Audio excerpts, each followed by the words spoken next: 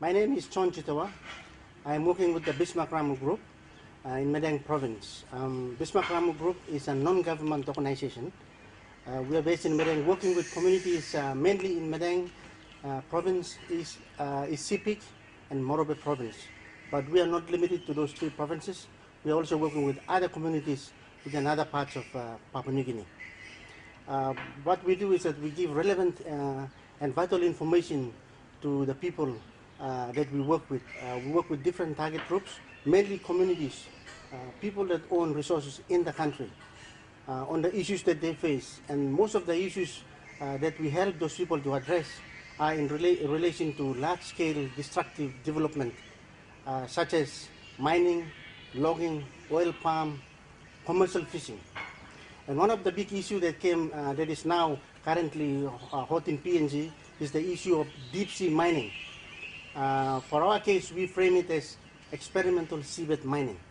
It is experimental seabed mining because it's going to be the first in the country, first in the region, and also first in the world. The government of Papua New Guinea has given approval and a license already to the Canadian Nautilus Minerals mining company to operate the Solwara 1 project.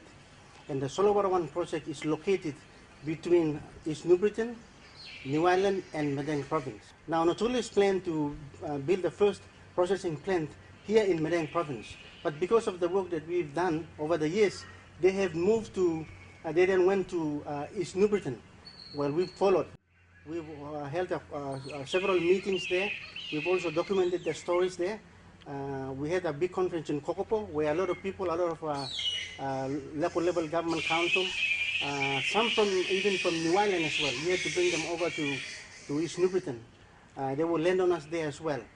And after that conference, the NGOs that we were working with on the ground, they took over the campaign and they started to continue the campaign while we were back in Madang. But then some months later, we heard that the processing plant will be moved to Danu in Messi village on the west coast of New Ireland. In Danu, the Nautilus Minerals, they forced people to sign agreements in order for them to be evicted. We went to Danu, interviewed those people there. We covered their story. We put their story out on YouTube. We scared Nautilus, and now we hear that the processing plant will not be in Papua New Guinea. It will be in China. We have created a petition where people in Madang, people in East New Britain, people in New Ireland, and also other parts of the country, they have signed this petition.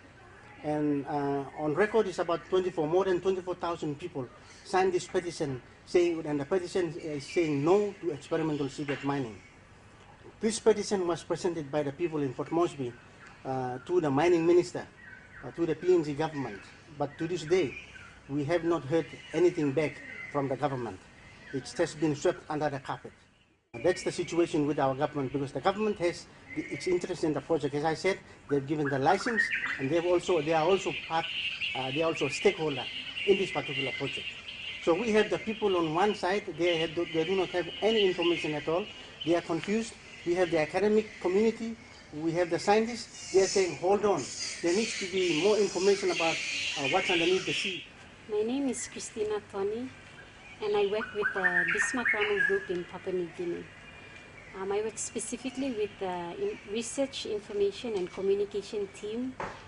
We see Solwara 1 project as a destructive foreign investment supported by the PNG government because the real benefits do not go down to the local people whose waters will be used as an experimental lab. The only thing that the people of New Ireland province, especially the west coast of New Ireland, will be getting from this is destruction and disaster to their livelihood, because they see the sea as their garden and as their means of identity, because their cultural identity is heavily dependent on the life that is in the sea and that comes from the sea. Nautilus is actually already taken out the intellectual property rights. So the experiment that will be conducted at the Solwara 1 project will help Nautilus gain the knowledge and skills that is needed to help them push forward the idea of seabed mining in Papua New Guinea, in the region and in the world.